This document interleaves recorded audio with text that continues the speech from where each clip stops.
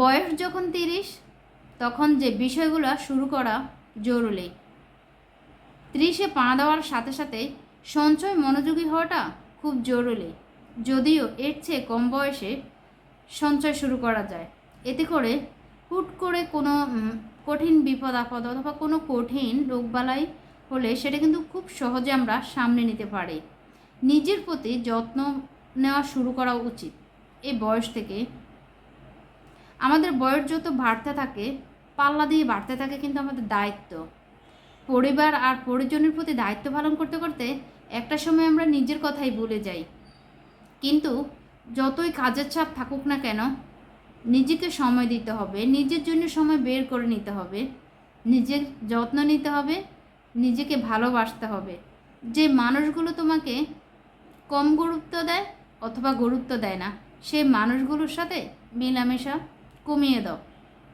আর যে মানুষগুলো তোমার প্রতি খুব যত্নবান অথবা তোমাকে খুব ভালোবাসে, সেই মানুষদের সাথে মেলামেশা বাড়িয়ে দাও। সময়ের সদ্ব্যবহার, যেমন সময়ের একটা নির্দিষ্ট মাত্রা আছে, সেই মাত্রার তুলনায় কিন্তু খুব দ্রুত চলে না, আবার মাত্রার তুলনা খুব তাড়াতাড়ি শেষও হয়ে যায় না।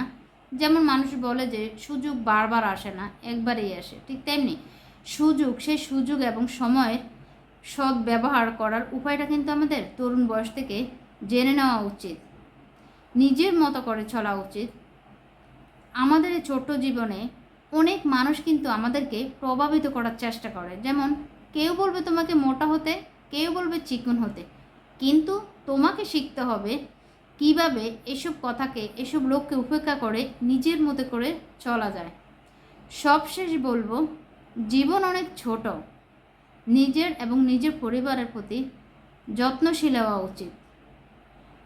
সময় অনেক সীমিত, তাই এই সীমিত সময়ের সদ্ব্যবহার এবং এই সীমিত সময় নিজের সব করণীয় করে যাওয়াটাই এই তরুণ বয়স থেকে শুরু করতে হবে।